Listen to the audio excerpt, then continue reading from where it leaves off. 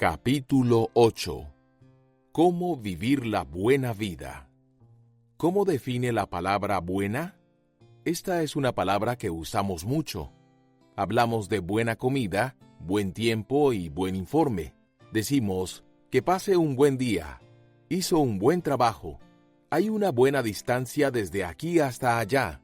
La palabra se usa en muchas maneras diferentes. Cuando era un adolescente, mis padres acostumbraban decir, diviértete y sé bueno. Seguro que sus padres también se lo decían a usted. Siempre pensé que esta declaración era una contradicción. ¿Cómo podía divertirme y al mismo tiempo ser bueno? Busqué la palabra bueno en el diccionario y encontré varias categorías diferentes para la palabra con diferentes usos o ilustraciones bajo cada categoría. De igual forma, las palabras en griego y en hebreo para bueno y bondadoso que se usan en la Biblia son variadas y están llenas de significado. La Biblia tiene mucho que decir acerca de la bondad. En efecto, las palabras bueno o bondad se usan 619 veces en la Biblia. Una de las frases que oímos mucho es la buena vida. En la parte del país en la que vivo oigo, viva la buena vida en el sur de California. Pero, ¿qué es la buena vida? ¿Qué es la buena vida? Para algunas personas, la buena vida significa verse bien. En América, verse bien es un negocio serio. Salones para broncearse, coordinación de colores, peinados, succión de grasa, no importa lo que sea, tenemos que vernos bien. Valoramos mucho la belleza y el vernos bien. ¿Sabe cuál es el problema con vernos bien? No hay normas universales. Lo que para mí se ve bien tal vez a usted no le guste. ¿Alguna vez discutió con sus hijos qué ropa ellos deben usar? El verse bien tiene diferentes significados para diferentes personas. Algunas personas piensan que la buena vida significa sentirse bien. No importa lo que exija, tienen que sentirse bien. Esto puede ser sentarse en una bañera con agua caliente, ir a Disneylandia o tomar drogas. Tienen que perseguir el placer a toda costa. Su norma de vida se convirtió en, si lo hace sentir bien, hágalo. Algunas personas creen que la buena vida significa tener posesiones. Se las arreglan para conseguir cosas. Y cuando las obtienen, entonces piensan que tienen una buena vida. Es como la etiqueta engomada para los carros que vi hace poco. Gana el que tenga más juguetes al final de la vida. Para esta gente el mayor objetivo en la vida es ganar dinero y gastarlo en bienes. La Biblia presenta un cuadro radicalmente diferente de la buena vida. En su palabra, Dios dice que la buena vida no se basa en verse bien, sentirse bien o tener muchos bienes. Él dice que la buena vida es una vida llena de bondad. La bondad es ser y hacer lo bueno.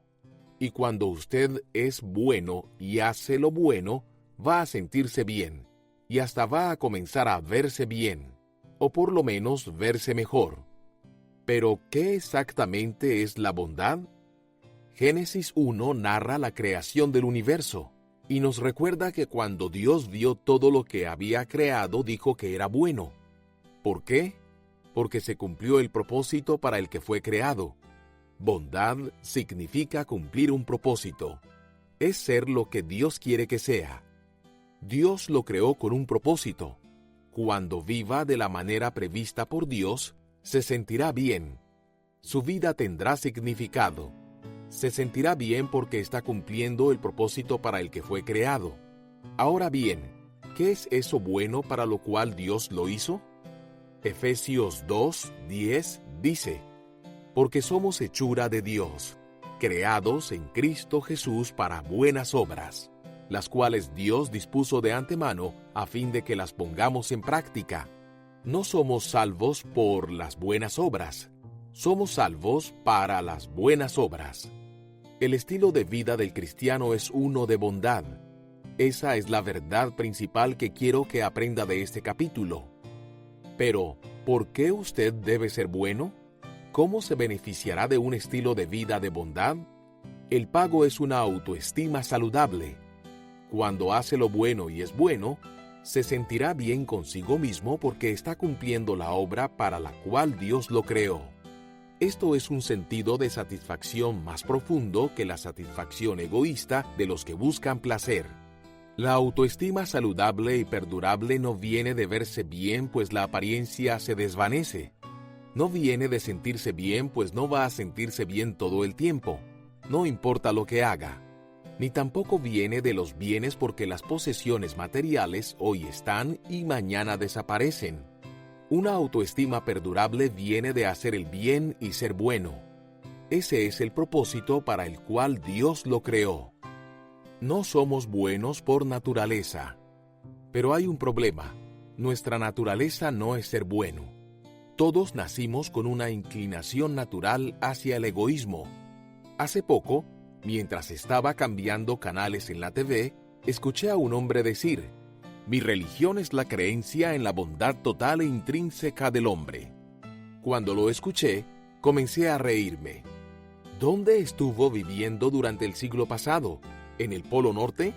Yo no compro la idea de la bondad intrínseca del hombre por nada.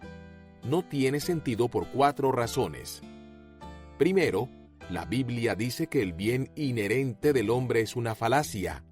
Isaías 53:6 nos dice que cada uno quiere hacer sus propias cosas, caminar a su manera y ser su propio Dios. Pero nadie es perfecto. Solo Dios es naturalmente bueno. Marcos 10:18. El resto de nosotros peca y está privado de la gloria de Dios. Romanos 3:23. Así que la Biblia dice que el hombre no es intrínsecamente bueno en todo lo que hace. Segundo, sabemos que el hombre no puede ser inherentemente bueno, pues tenemos los hechos de la historia. La historia es un largo informe de la inhumanidad del hombre hacia el hombre. A pesar de ser la generación más educada y sofisticada de todas, todavía tenemos guerras, crímenes, violencia y perjuicio. Esto es porque la raíz del problema todavía está presente en nosotros. Seguimos buscando de forma egoísta nuestros caminos. La historia simplemente refleja los resultados de nuestras acciones. La tercera razón por la cual no creo que el hombre es intrínsecamente bueno es porque soy padre. Si es un padre o una madre, sabe que la idea de que el hombre es bueno por naturaleza es una idea tonta. No tuve que enseñarle a mis hijos a mentir. ¿Y usted? Claro que no. Esto viene por naturaleza. No tuve que enseñarle a mis hijos a ser egoístas. ¿Y usted? No. El hombre tiene una tendencia natural para hacer el mal. La Biblia lo dice, la historia lo prueba y los padres lo saben. La cuarta razón para refutar la bondad del hombre es el conocimiento de mi propio corazón. Puede que lo sorprenda, pero la verdad es que muchas veces no quiero ser bueno. En efecto, muchas veces me gusta pecar. Algunas veces prefiero no amar, en lugar de amar. Responder de forma impulsiva en vez de ser paciente. Y a veces, sencillamente soy egoísta. No me gusta hacer lo que es bueno, aunque sé que es lo que debo hacer. Por el contrario, quiero ser haragán. Y aun cuando mi deseo es correcto, y cuando quiero hacer el bien, en realidad lucho por llevarlo a la práctica. ¿Le cuesta trabajo hacer el bien, aunque quiere hacerlo? Dios dice que esta lucha es normal. ¿Puede el etíope cambiar de piel o el leopardo quitarse sus manchas? Pues tampoco ustedes pueden hacer el bien, acostumbrados como están a hacer el mal. Jeremías 13:23. Él está diciendo que se requiere más que fuerza de voluntad para cambiar su naturaleza. Usted no solo hace un chasquido con los dedos y se convierte en una buena persona. El apóstol Pablo comprobó en su vida que eso era cierto. Quizá usted se identifique con él. Yo me identifico. En Romanos 7, él dice que no importa a dónde vaya, no puede obligarse a hacer el bien. Él quiere hacerlo, pero no puede. Cuando quiere hacer lo bueno, no lo hace. Y cuando trata de no hacer el mal, Lo hace de todas formas. Cuando reconocemos que no somos perfectos, tratamos de consolarnos con comparaciones. Bueno, tal vez no sea lo que debo ser, pero soy mejor que fulano o sutano. Seguro oyó a alguien decir esto. Quizá usted mismo lo dijo. El único problema con esto es que Dios no lo califica de acuerdo al promedio. Él no nos juzga de acuerdo a cuán buenos son los demás. Jesucristo es su norma de medida y Él es perfecto. Eso quiere decir que cuando nos comparamos con Cristo, no alcanzamos esa medida para nada. Todos nos quedamos cortos. Es como el niño que corre a su mamá y dice: «Mamá, mido 8 pies de altura». «¿8 pies?», le contesta ella. «Sí», insiste él. «Mido 8 pies». Su mamá le pregunta qué usó para medirse y él saca una regla de 6 pulgadas. Debemos evaluarnos de acuerdo con la medida perfecta de la bondad de Dios, que es Jesucristo. Cuando hacemos esto, nos damos cuenta de la verdad. Nadie es bueno. Nuestra bondad es un don de Dios. Dios no nos salvó a causa de nuestra bondad, sino por su bondad y misericordia. Gracias a la obra redentora de Cristo Jesús nuestro Salvador, Dios puede declararnos buenos. Nuestra bondad es un don de Dios. No podemos trabajar para lograrla. No podemos ganarla. No la merecemos. La Biblia llama a esto justificación. Esa es una gran palabra que significa que Dios dice que usted está bien gracias a lo que Jesús hizo por usted. Cuando pone su confianza en Cristo, Dios le da una nueva naturaleza. Es como empezar de nuevo, por eso es que se llama nacer de nuevo. Entonces Dios no solo le da el deseo de hacer el bien, sino que también le da el poder para hacerlo. Filipenses 2:13 dice: «Pues Dios es quien produce en ustedes tanto el querer como el hacer para que se cumpla su buena voluntad». Él le da el querer y el poder para hacer lo correcto. Esa es una de las maneras en la que sabe que usted es cristiano. Por la gracia y el poder de Dios, somos recreados como buenas personas, y luego se nos da la habilidad para hacer buenas obras. Dios obra de adentro hacia afuera, no de afuera hacia adentro.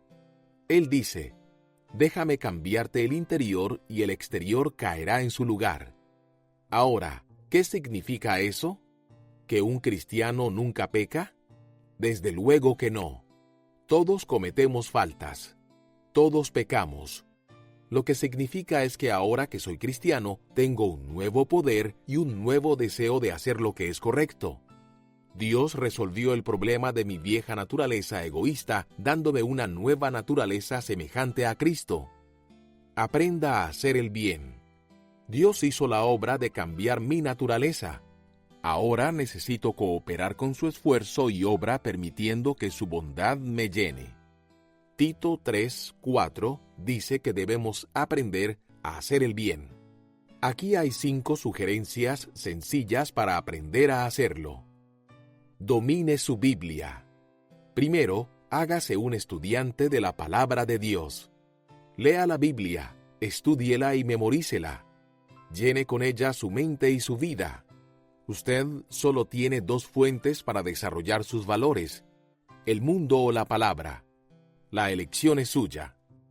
Una vez me regalaron una Biblia nueva, y la persona que me la regaló escribió en el frente de esta: «Este libro te apartará del pecado, o el pecado te apartará de este libro». Eso es cierto. En 2 de Timoteo 3:16, Pablo escribe: «Toda la Escritura es inspirada por Dios y útil para enseñar, para reprender, para corregir y para instruir en la justicia». Por lo tanto, domine la Biblia si quiere hacer el bien. Llene su vida con ella. No basta con poseer una Biblia, debe usarla. Una Biblia en la mano vale por 2 en el estante. Si le preguntara si cree en la Biblia de tapa a tapa, es posible que me diga que sí.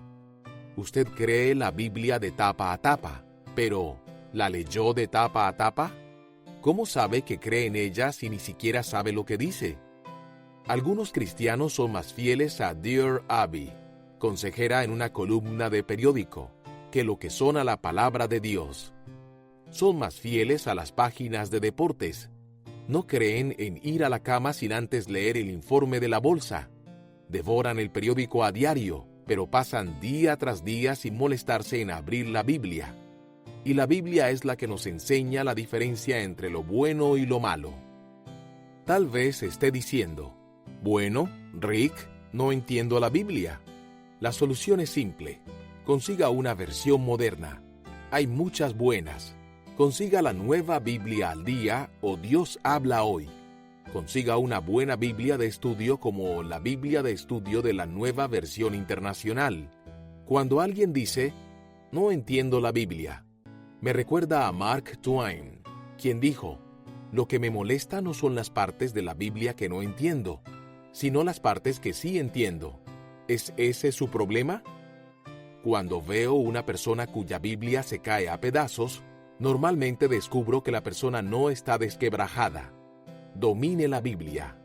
Proteja su mente. Segundo, si quiere hacer el bien, debe controlar los pensamientos que tiene. Reconozco que digo esto muchas veces en este libro, pero es esencial pues el hombre es lo que piensa en su corazón. El pecado siempre comienza en la mente. Satanás planta las ideas, llamadas tentaciones, en su cabeza.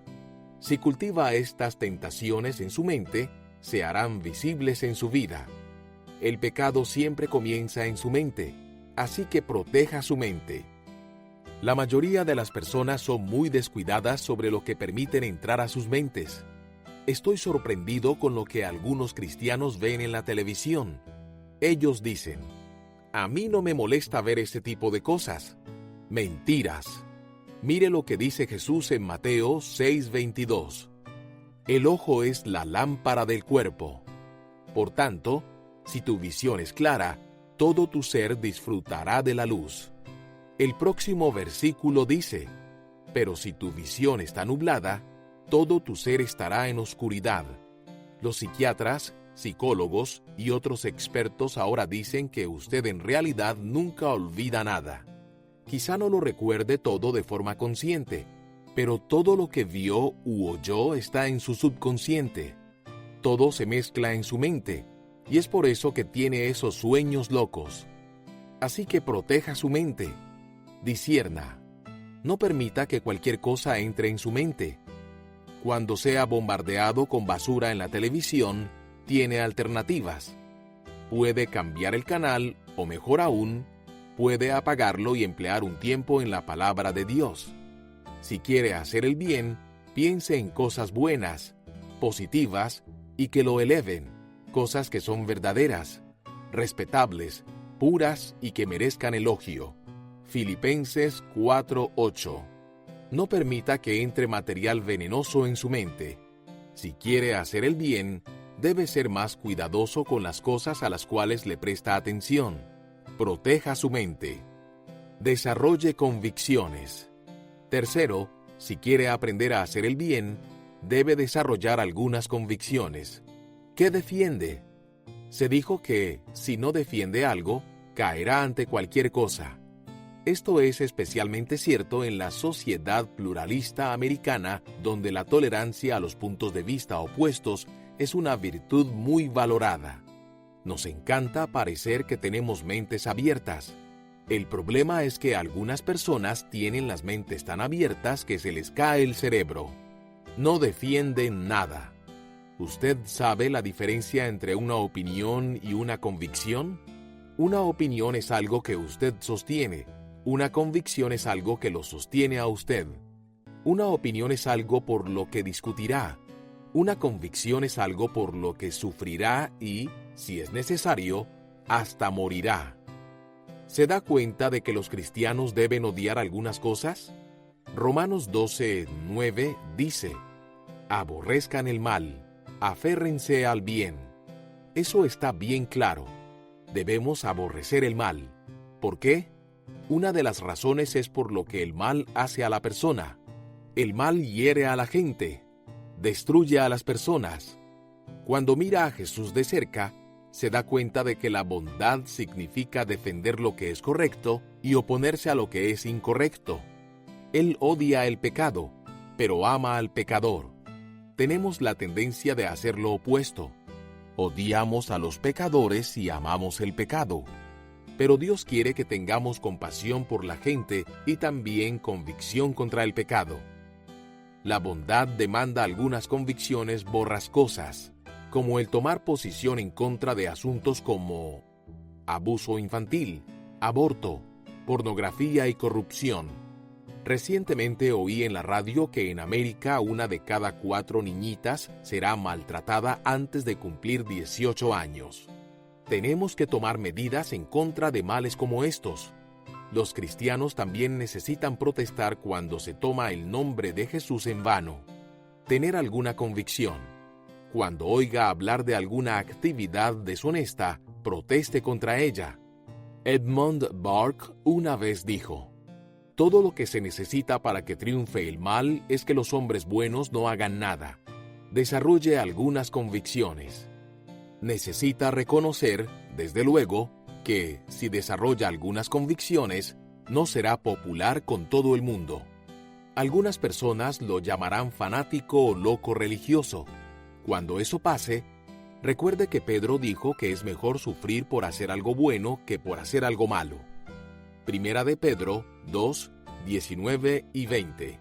Jesús nos advirtió que mientras más nos identifiquemos con Él, mayor será la hostilidad con la que responderá el mundo que nos rodea. Si defiende sus convicciones, esté seguro de que tendrá oposición. Algunas personas estarán en desacuerdo con usted. La Biblia dice que en los últimos días habrá personas que odiarán el bien. Segunda de Timoteo 3:3. Recuerde que Cristo Jesús vivió una vida perfecta. Sin embargo, fue criticado, burlado, malentendido y finalmente murió en una cruz. Entonces, ¿qué le hace pensar que la vida será más fácil para usted o para mí? Esto me lleva al cuarto paso. Reúna el valor para ser diferente. Si va a aprender a hacer el bien, debe tener el valor para ser culturalmente diferente. Esto asusta, pues nuestra sociedad ejerce presión a que nos ajustemos para seguir la corriente. Si va a una fiesta de la oficina, se espera que actúe de la misma forma que los demás. Se nos motiva para actuar igual, hablar igual, vestir igual y oler igual solo para ser aceptados. Pero a veces la bondad significa estar dispuesto a pararse a solas, atreverse a ser diferente. Como dice Tercera de Juan 11, no imites lo malo sino lo bueno. ¿Recuerda la historia de los 3 jóvenes israelitas que no se arrodillaron ante la estatua del rey Nabucodonosor y fueron tirados en un horno ardiendo? Daniel 3.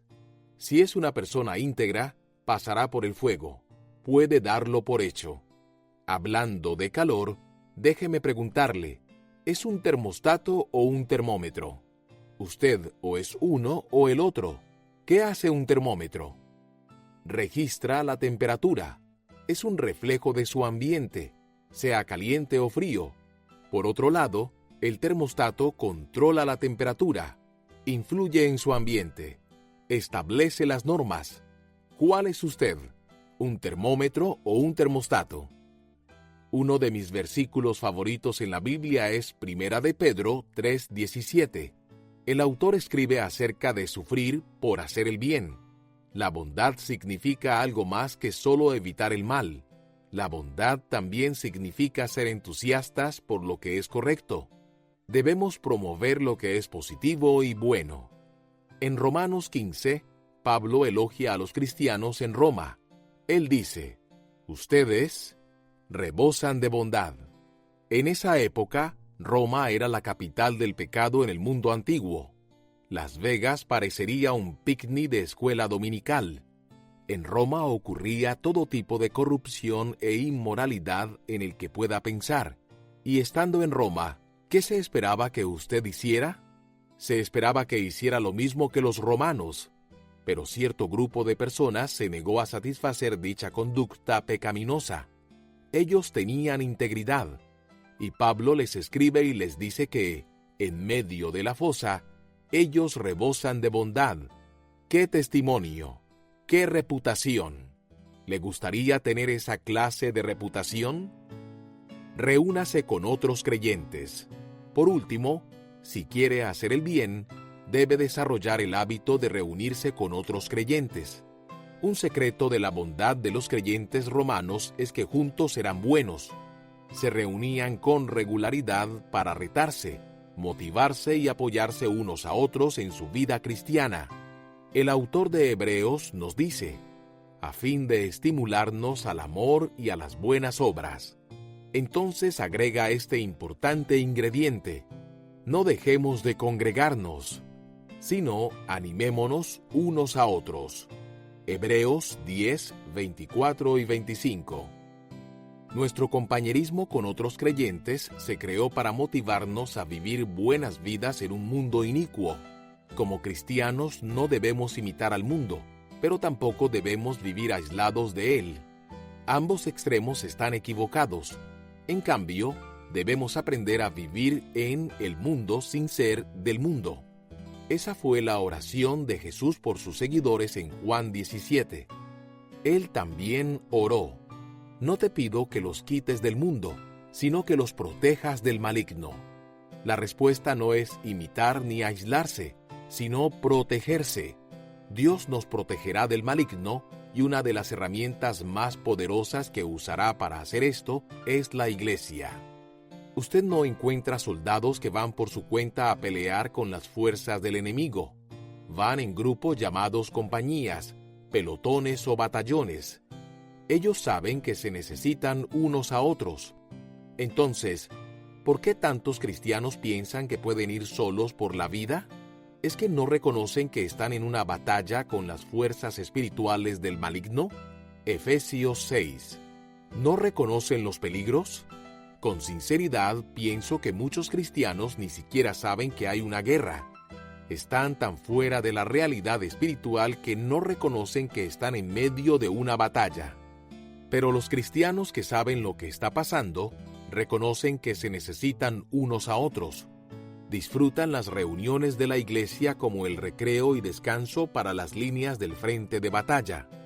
Ven el servicio de adoración como una gasolinera espiritual, donde ellos pueden llenar el tanque, afinarse y prepararse para volver a la batalla. Conclusión: la vida cristiana no es fácil, pero vale la pena en términos eternos. Y hacer el bien no siempre es fácil, pero hay un premio. Gálatas 6:9 dice: no nos cansemos de hacer el bien, porque a su debido tiempo cosecharemos si no nos damos por vencidos. ¿Cómo combate usted el cansancio? ¿Cómo se mantiene para no darse por vencido? Debe dominar la Biblia, proteger su mente, desarrollar convicciones, tener el valor de ser diferente y reunirse regularmente con otros cristianos para tener apoyo y motivación. ¿Y qué de usted? ¿Está satisfecho con ser un termómetro, solo registrando la frialdad espiritual del ambiente que lo rodea? ¿O desea ser el termostato de Dios en su esquina del mundo? Esta semana use la influencia que tiene para Dios y para el bien en su mundo. De las palabras a la acción. 1. De acuerdo con lo que ha leído en este capítulo, ¿cómo definiría una buena vida? 2. De las 5 maneras de ser bondadoso, ¿cuál sería con la que se tendría que esforzar más?